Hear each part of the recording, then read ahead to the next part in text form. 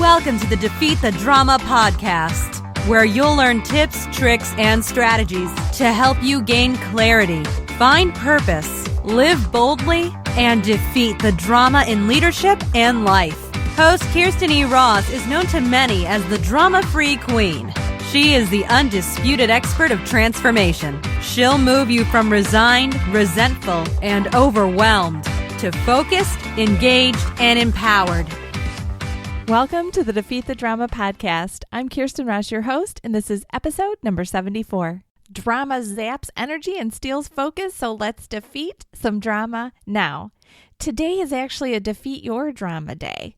And if you'd like me to share customized solutions for your drama situation, go to my website, defeatthedrama.com, click on the podcast site, and then go to submit your question. You can either type or record your message. Use your real name or an alias for anonymity.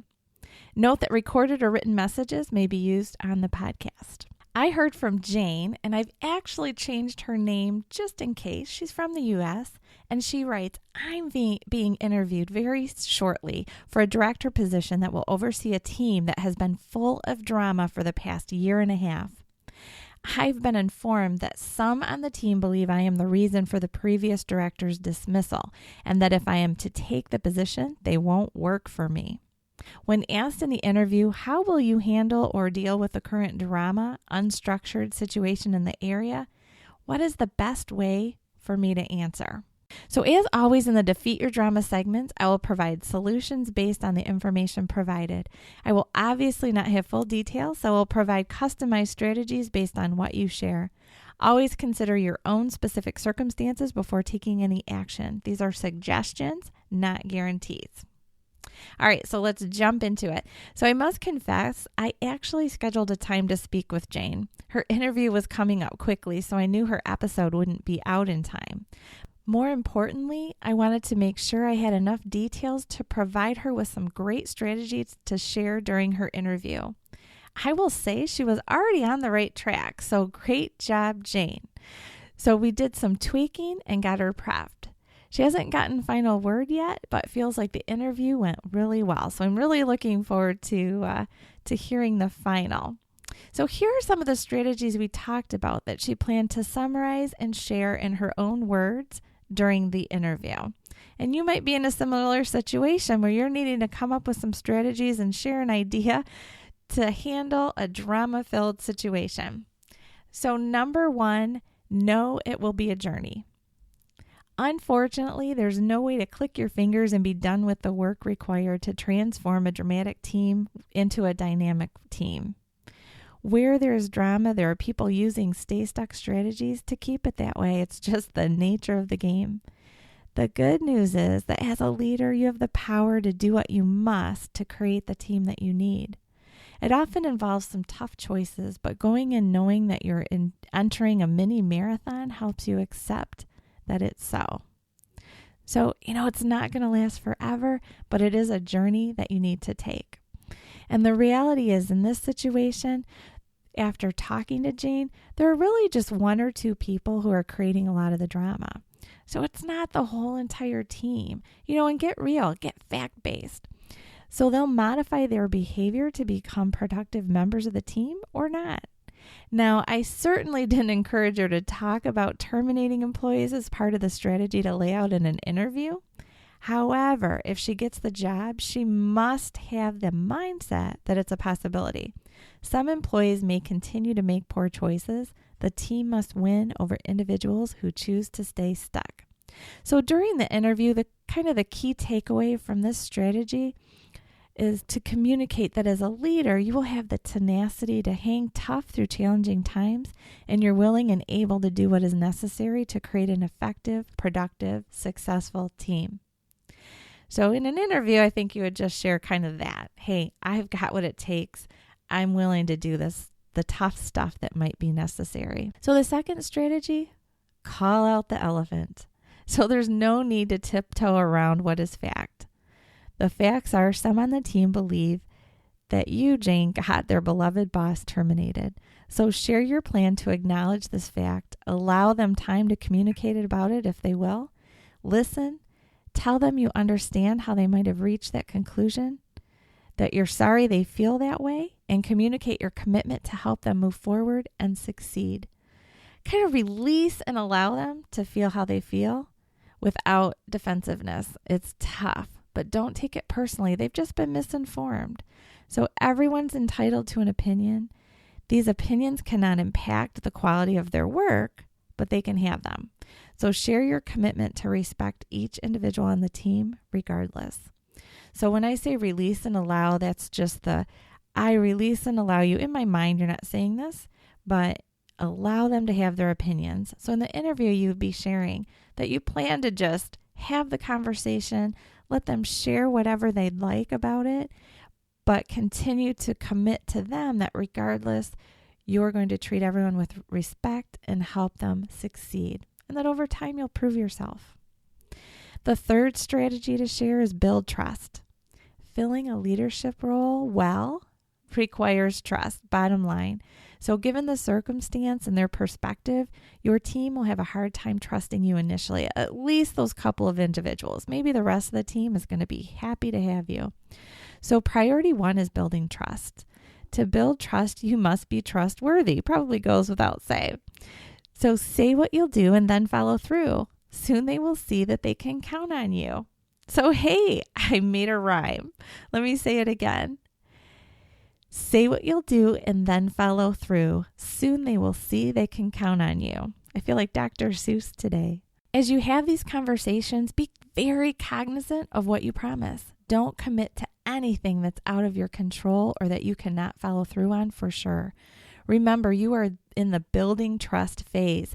You have kind of an empty trust bucket with your team, so you don't really have room for missteps. So you can promise to do all that you can. You can promise to follow up with others, but if a decision is not yours to make, you cannot commit to making it happen. So if someone else gets to make the decision and your team needs a resource, don't say, I will get you that resource. The only promise you can make is, I promise to follow through and talk to that person, and I promise to be your advocate, and I promise to do all that I can do to get them see how important this resource would be. But you can't promise the resource if the decision is not in your control. So always provide updates though. So if you are in a follow-up situation, make sure that they know that you're making progress or that you're stuck, but it's out of your control. So provide updates for where you are in the process of fulfilling what you've committed to. So if it's securing a resource, how soon will they have it? If it's following up with someone to ask for a resource or information, keep the team up to date on where you are in the process of speaking with that person, waiting for their answer, or continuing to follow up. Just keep them updated so they know that you haven't let the ball drop. Over time, you won't have to be as diligent, but it's really important. You know, integrity is number one, really everywhere in life, but particularly when you're a leader and you're already in a situation where they might not be feeling trust in you. You've got to be very intentional with what you promise and make sure that you're always following through. All right, number 4, create a vision for the future. Share what you will achieve together. Find your own passion and big why, and then share from the heart. You know, ignite that passion in yourself and then attach to them heart to heart. That's hard to avoid. If someone's really being passionate, it's hard not to get ignited. Even if you feel like rolling your eyes because you don't want to get excited with this person because you don't trust them, there's still that feeling that starts to happen. And over time, being on a mission together will create a cohesive team. So, share with them what role will each person play and what are your expectations of them. Why is each person an important part of the equation? How will communication happen? What will the meeting schedule be? Just a vision of the logistics and what you're going to make happen together. How will they be rewarded? Ask them what their expectations are of you. Make those commitments of only things that are in your control, and then follow through. Number 5, be a key resource to help them achieve. I know that I've shared this before, but people want to feel successful. So let them know that your job is to help them be successful. Share that you will do all within your power to help them achieve their goals. Ask your team what they need to succeed. What's been missing? Do they need training or the resources, ready access to support from you? Ask them and follow through to fulfill their needs. Be an advocate and an ambassador for your team. Be a giver. Provide lots of recognition and positive reinforcement, and give them all the glory for the team's accomplishments. Over time, you'll ignite fire in them. You'll give them the opportunity to really succeed, and you'll build that trust. Now, is this a 100% proven guaranteed formula? No. Unfortunately, people have free will, and we can't just click our fingers or make a wish and know that something will happen. So, you know what? You might follow all of these. Now, this will give you the best chance of success, but ultimately, if one or two people on the team want to continue to stay stuck, live in the past, keep their loyalty to a boss that wasn't doing their job, they have the right and the opportunity to do that. But you as the leader also have the right and the opportunity to do what you need to do to make sure that team achieves success. So in the end, you win. So you might have to make some tough choices, but ultimately you'll get there. Again, you're not going to talk about termination in an interview, but this is the strategies to have in mind. You would put them in your own words and share them from the heart with passion and excitement and enthusiasm for a future of anticipation during an interview. So those are my strategies. Jane, I can't wait to hear from you, to hear the ultimate outcome from your interview. And I hope that others of you can take some nuggets from the strategies I've shared today. If you've been enjoying this podcast, don't forget to subscribe so that you always know when a new episode comes out. So until next time, make it a great day.